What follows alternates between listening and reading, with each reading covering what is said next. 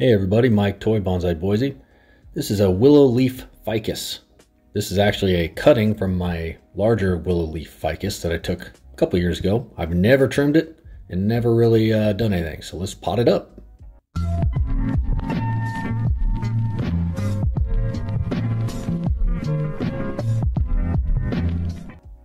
So I'm looking at two different pots. And yeah, I know I could leave it in the training pot to let it thicken up, but these pots are prettier. So I got this blue glazed one.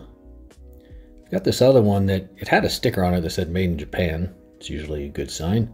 Other than that, it's actually kind of plain Jane looking, but it's a little deeper. So we'll have to wait and see which one we go with. In the meantime, let's take a look here. So yeah, this started as just a little cutting a couple of years ago, and I've just let it grow. I think I up potted it once, but I've never trimmed roots or anything like that. So two things I'm going to be doing today: trimming this up and potting it, of course, and then also wiring these branches. I'll just show you my technique for wiring. It's nothing groundbreaking or revolutionary, but it's just the way that I do it typically. As far as trimming it goes, I'm going to be looking for spots with 3 branches coming out of one location. It's got a little bit of taper, you know, for a 2-year-old cutting. So I'll tell you, with my experience on these willow leaf ficuses, A, they're really cool looking, I think. I think they're really pretty. B, they're a little finicky in their growing habits. They go through these random growth spurts, sometimes in wintertime, sometimes in summertime. And then it'll just go for a long time without growing at all. So they're a little weird. They're kind of, at least in my experience, they're a little unpredictable as to their growing patterns. A few other things I've noticed is that they love to shoot out multiple branches out of one spot. More than just 2 or 3. Sometimes it'll be 4, 5, 6. Which isn't always a bad thing if you kind of stay on top of it. But I'm going to be going with, or trying to go with, kind of a globe style. If you imagine like a lollipop. Think of a lollipop. So the trunk being the stick and the branches and leaves being like the lollipop. Something kind of like that. They lend themselves well to that type structure. It's going to be a while before I get there because I'm going to trim a lot today and wire it up so it's got better movement. But that's my my short-term goal, I mean.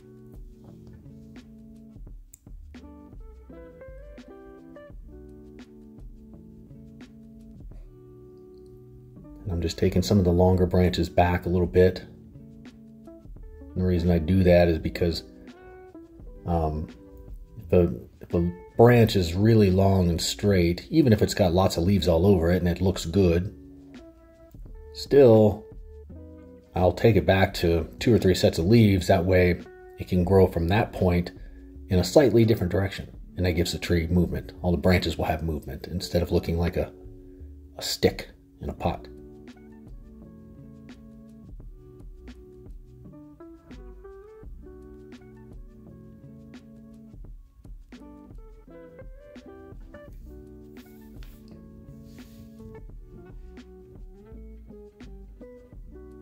Making some progress. So these 2 lower branches here, I think what I want to do is wire them out to each side a little bit more. So I've got some, I think that was 3 gauge wire there.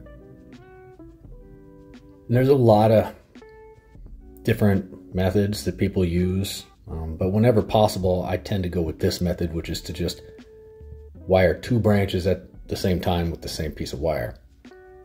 Like so. They sort of anchor each other that way.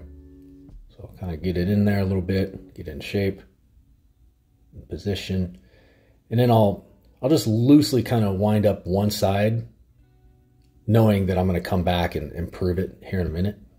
But I just do that so that it's kind of anchored down and out of the way and set in place. And then the other end, I hang on to basically whatever, if you look at my left hand, I'm trying to hold on to whatever piece of the wire is sort of like the bend point. So I hold that in place, and then I twist it up with my right hand.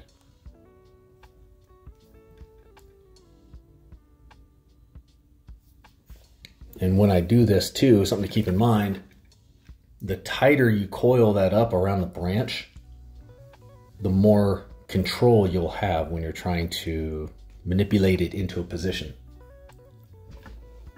So if you wind it up real tight, you can move it a lot of directions and, you know, whichever way you want, a little easier. You wind it up loose, you know, in other words, instead of coiling it around the branch 10 times, you only coil it around 4 times and longer. You'll have a little bit less control on how you bend it. But the upside to doing it that way is that if it does end up biting into the branch, it's less bite marks.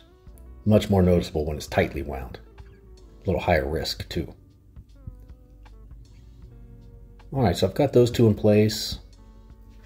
Going up a bit to look at the next set.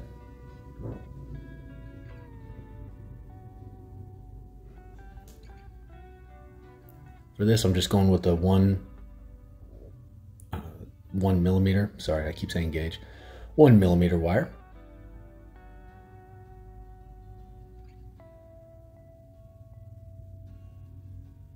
I'm thinking how I want that to go. So, like so.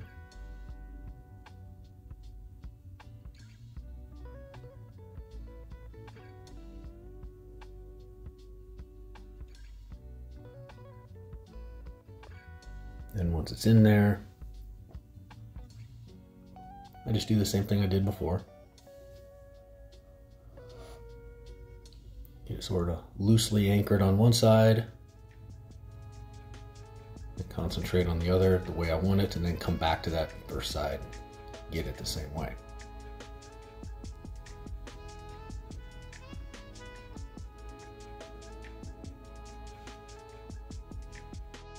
So you sort of get the idea there of how I do that.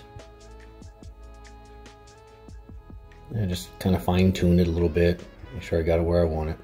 That's what it started as. Just keep in mind, this was the beginning position, and this is what it looks like now. Sometimes it helps to look back for perspective, see where you're at. It's easy to get lost in this.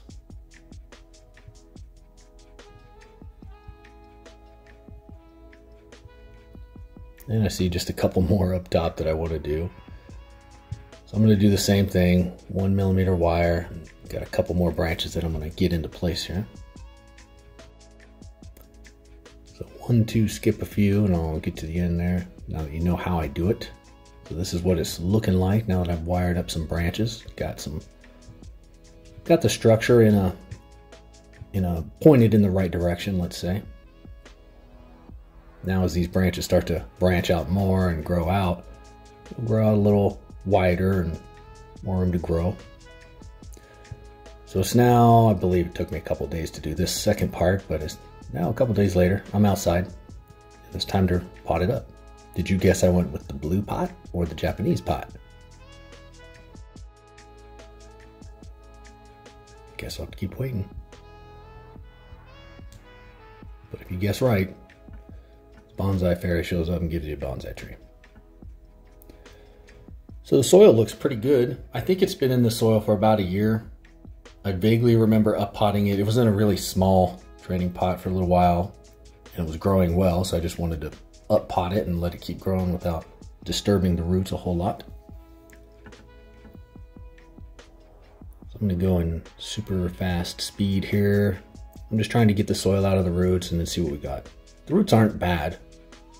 Sometimes you get in there and they're just gnarly and they're growing upwards, and this isn't really that bad. It's actually a pretty good start. I went and washed them off. This is what they look like now. So you can see, it could be a lot worse. I'm fairly happy with what we're starting with.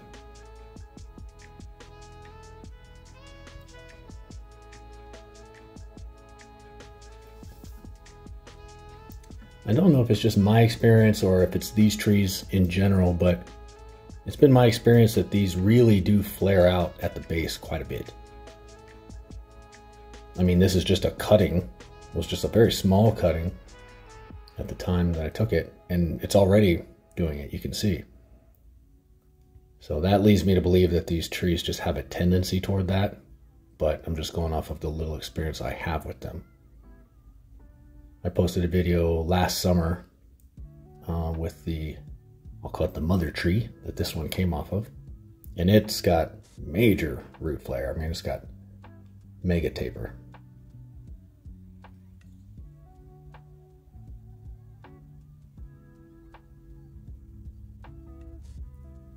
I'm just kind of working my way around the roots here. I'm trying to get it at a point where it's got good flare outward in a radial type fashion. Also, spoiler alert, I don't even know what pot it is yet at this point, at this stage.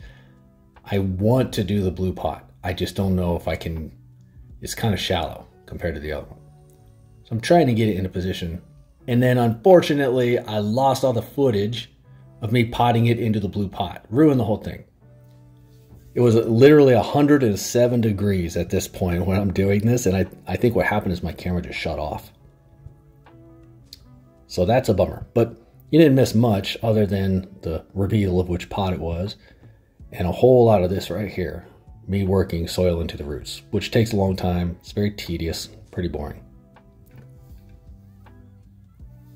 So I spared you the boring part. But now that I've got it potted up, let's give it a bath.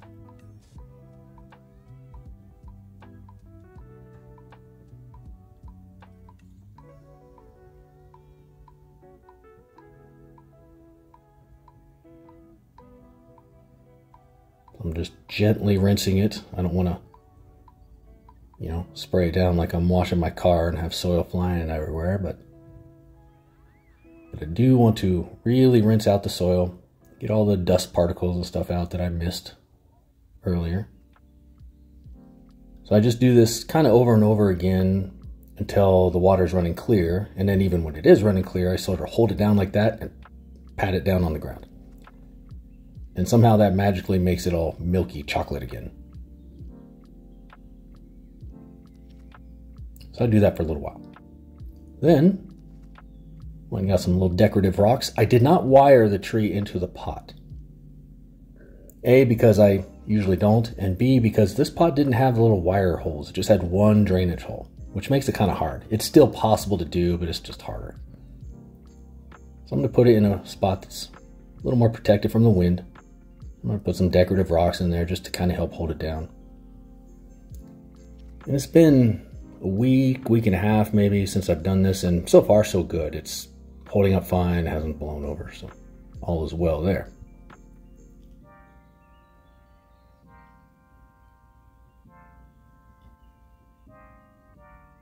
So there it is.